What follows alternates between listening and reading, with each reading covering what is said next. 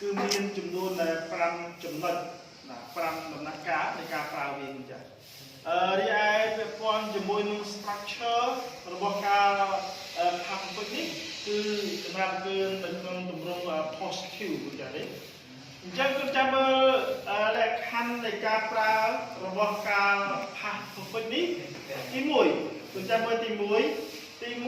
ថាមិនថា something happen before ណា past action មានថាគេប្រើទៅលើសកម្មភាពមួយ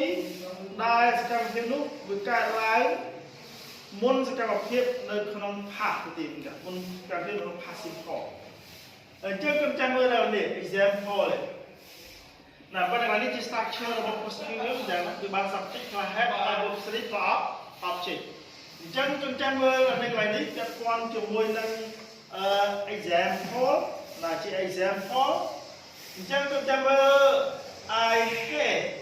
eaten breakfast when she called មានតែមកយើងថាខ្ញុំបានទទួលទានអាហារពេលព្រឹកមុនពេលដែលនាង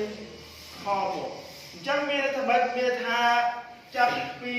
ត្រឹមនេះរហូតមកដល់កន្លែងនេះគឺជាសកម្មភាពនៃការ past perfect ណារីឯនៅកន្លែងនេះវាគឺជាសកម្មភាពមួយដែលកើតឡើងនៅក្នុងការ passive participle អញ្ចឹងមានតែមានថាការ past perfect វាកើតមុនសកម្មភាពនៃការ passive participle ណាទេមុនការ